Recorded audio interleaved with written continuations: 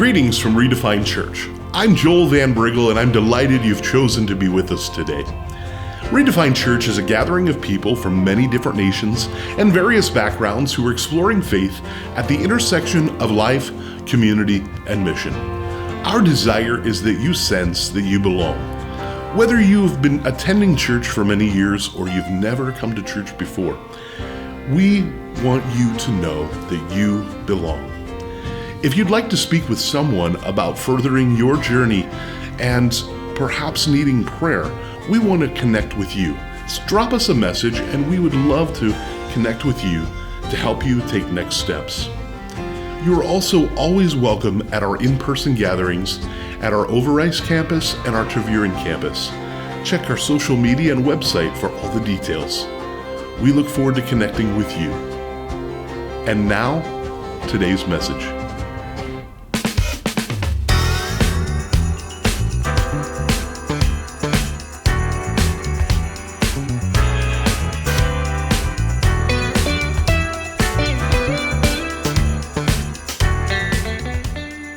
Beginning a new series called Spring to Life.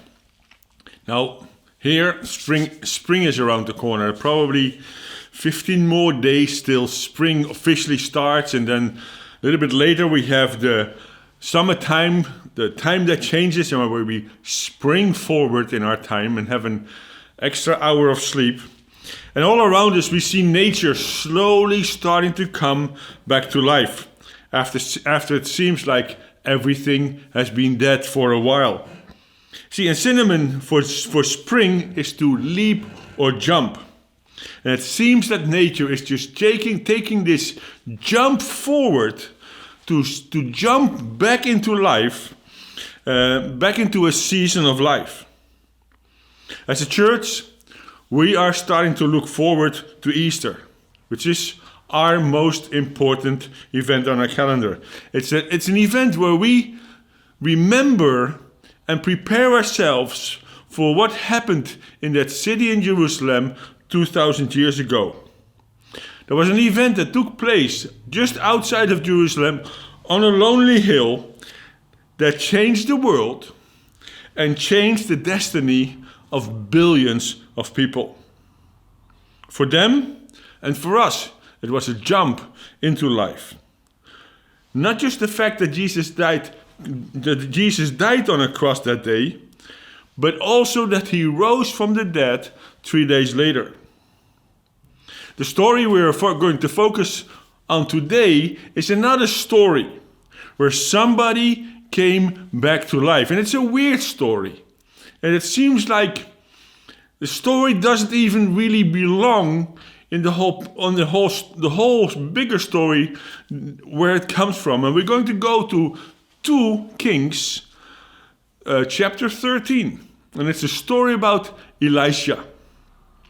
And this is what we read in 2 Kings 13, verse 20 and 21. And Elisha died and was buried. And then Moabite raiding parties invaded the land at the beginning of the year. Apparently this was the normal time, spring was coming, and this was the normal time where people started to wake up again, and they started their business of raiding and marauding and invading countries. On one day, some men were burying a man when they spotted a raiding party.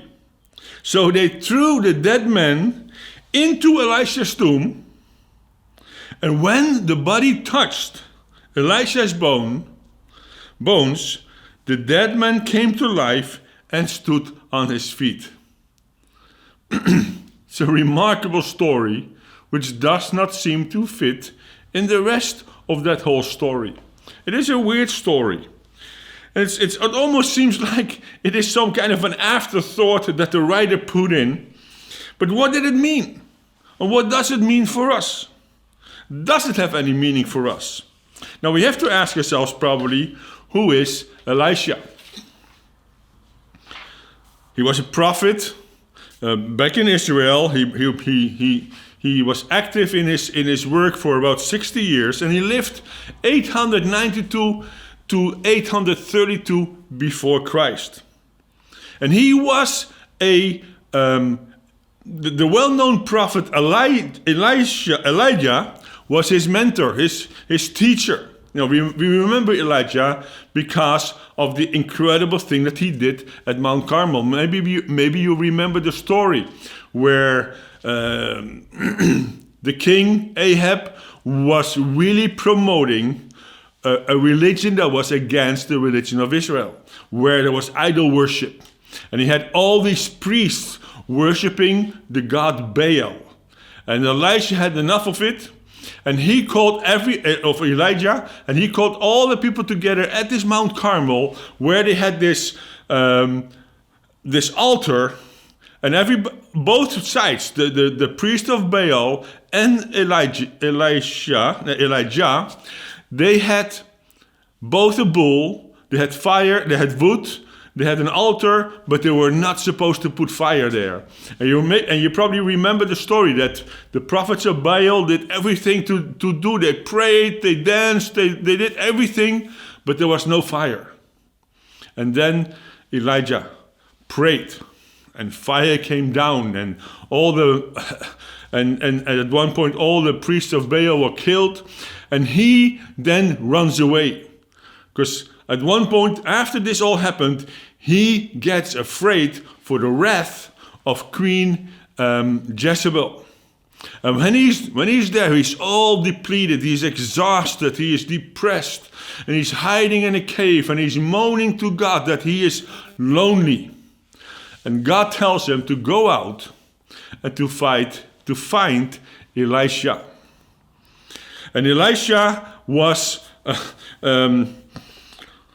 probably a very wealthy man. We find him, when Elijah finds Elisha, he finds him plowing the field with a 12 span of oxes. This must have been an incredible sight.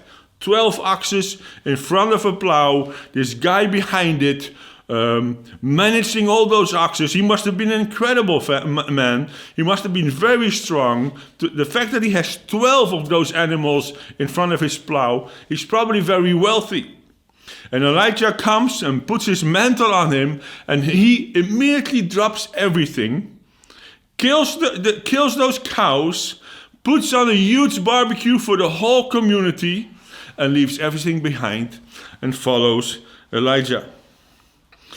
Now, when Elijah dies, Elisha then goes and requests a double portion of the spirit that rests on Elijah. And he goes on to do an incredible amount of miracles. People are getting healed. Incredible miracle. There was this one story when one of his friends are cutting down a tree, and the axe falls off the stick, drops into the water, and he's afraid, and Elisha makes that iron axe float. He does incredible things. But he is also deeply involved in the political and military affairs of his country. He's a man with a lot of influence. He has an incredible network of people that he can talk to, and he has all this influence in the political and military affairs.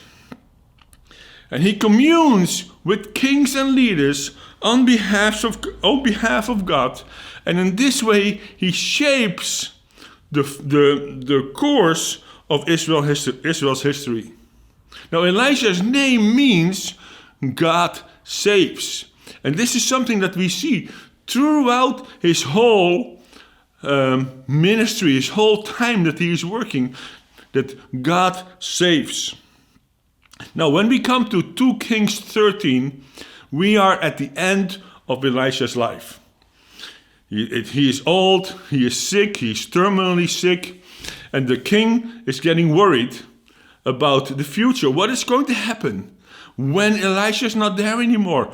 Who is going to help us? Who is going to give us direction? Who is going to speak to us on behalf of God? And he goes to Elisha, and this is the king Jehoash. Jehoash is the son of Jehu, who took the throne of Ahab. Remember Ahab the king from Elijah? I always mix up the two names. It's really, really difficult to remember. But Elijah was dealing with King Ahab, the evil king. And Jehu has killed King Ahab and all his family and has become king in his stead. And now his son is on the throne, Jehoash. He's on the throne and he is still not really following the Lord. He is still allowing things to happen. There's still some worship of foreign gods and things happening in the country.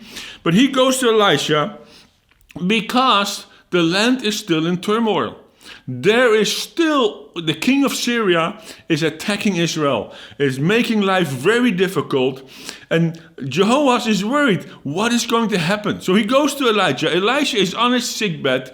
It's the last days of his life, and he tells the king, take a bow and an arrow and shoot it out of the window. And when he does that, he explains to the king, this is the arrow of victory from God. And he instructs the king to take the arrows and to strike them on the floor, signifying the amount of victories he is going to win. And the king is very laissez-faire. He's very nonchalant, and he takes the arrows and he only hits them three times. And Elisha is frustrated with the king. Why did you only hit it 3 times? Now you will only have 3 victories instead of many more.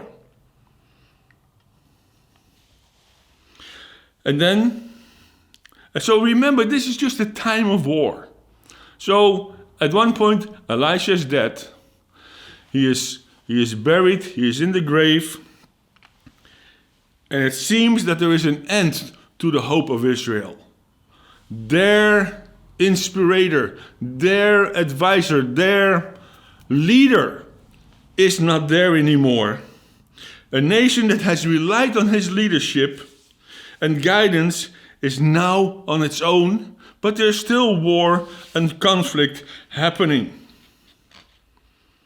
But that whole passage, the whole passage there, is showing the people of Israel that even though the king of Syria is still oppressing them, that God has not left them alone.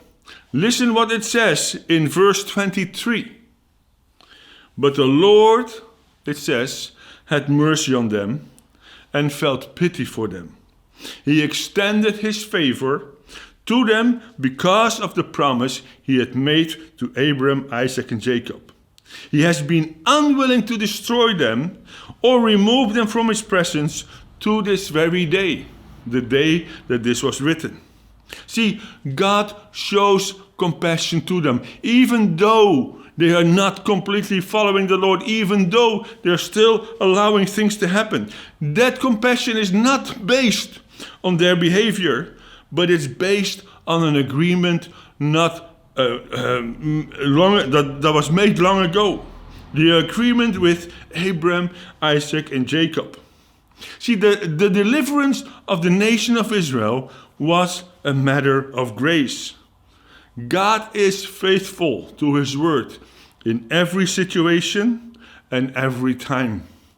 Even when dark times are coming, but even then, God is faithful. See, verse 21 now seems to be completely out of context. What is verse 21 doing there? Why is this story about the man getting buried, thrown into a grave, so important? Because it signifies hope. There's a group of people, they're on their way, trying to bury this man, and this gang of robbers are coming. They're afraid. They don't know what to do. They want to hide. They want to run. But they have this body, and so they throw it in a grave, which happens to be Elisha's grave. Now, the whole thing, how funerals were going in that time is completely different. People were not buried in coffins. They were wrapped in linen cloth. A lot of times the tombs were caves. And so they just put this man into that cave. He somehow touches the bones that are laying there. They happen to be the bones of Elisha, and bang, the guys come back to life. It's an incredible story.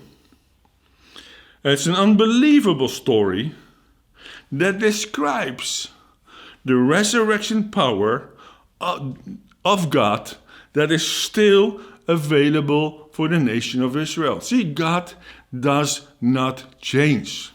He doesn't. He was the same yesterday, today, and forever. So it shows then to the people that even in dark times, God has not changed. He can still do the impossible. There is still hope. There is still life for a nation that is almost dead. Israel was on the brink of being taken. The situation was dire. The situation was painful. But God shows that even in the darkest times, there is still hope. Even when a situation looks impossible, even when your situation looks impossible, even when it looks like we're in a dead end, no way to turn, completely stuck, God is still able to turn it around. Even out of death can come great life. Even when it seems all hope is gone, it's not gone at all. God's people can still be revived and still have life. No matter what your situation is, there is always hope, because God can do what you think is impossible. See, this is actually the whole story of Easter.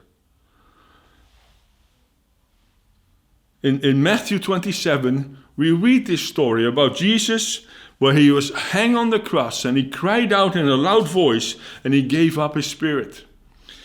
And just then, it says in Matthew 27 verse 50, then the temple curtain was torn in two, the earth shook, the rock split apart. You can imagine this incredible power that suddenly becomes available, where this curtain that was thick, very thick and heavy, was torn, not from the bottom up, but from above to down. And the rocks are splitting open. The earth is shaking. There was an earthquake, and suddenly some of the tombs that are there are opening up, and people are coming out. What an incredible story.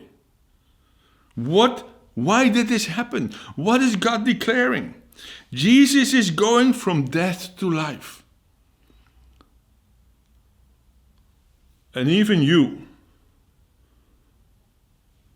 can go from death to life. Those who encounter the man from God, Jesus, just like that body in that grave encountered the man of God, Elisha. When we encounter the man of God, life is possible. We can experience resurrection. We can experience restoration of life. Paul says in Romans 8 verse 11, he says, if the spirit of the one who raised Jesus from the dead lives in you, the one who raised Christ from the dead will also make your mortal bodies alive through his spirit who lives in you. What an incredible promise. That there can be life for you because of Jesus Christ. Jesus Christ who lives in you will raise you up, will give you hope, will change your life. When you think there is no solution, when you think there is no hope anymore, when you think I'm at the end of my rope, there's nowhere where I can turn, An encounter with Jesus will change everything. Just like that man who was thrown in a tomb, hit the bones of Elisha, and got restored. An encounter with Jesus will restore your life. Resurrection power was shown to a random, unnamed, unknown Israelite. We have no idea who this man is, whose body came in contact with the bones of Elisha. See, God's message through a dead prophet for the nation of Israel is that God will keep his promise and that he will restore what is broken and destroyed. See, God is always faithful. No matter what you have done, no matter what has been done to you, God is always faithful, and he wants the best for you. As we get ready for Easter, when we prepare ourselves, it's good to think about where are we? What are we doing? Are we constantly doing the same mistakes? Are we constantly doing the same things? Does it seem like we're in constant danger from attacks, maybe physical, maybe spiritual, and that you don't seem to be able to get through it and to get over it? And maybe you're just ready to give up. I can't do this anymore. Remember, God can use the dead bones of an old prophet to bring somebody back to life. What would he be able to do for you? God is faithful, and he will restore, and he will renew, even when it seems like all life, hope has faded. An encounter with Jesus will change not just your situation, but it will change you. His Spirit, alive in you, will continue to bring life. Lord Jesus, we are grateful that you have died on a cross for us. That you, even though it seemed like all hope had gone, was being restored and resurrected out of death. And because of that, we have hope. We have faith. We have a future because of what you have done.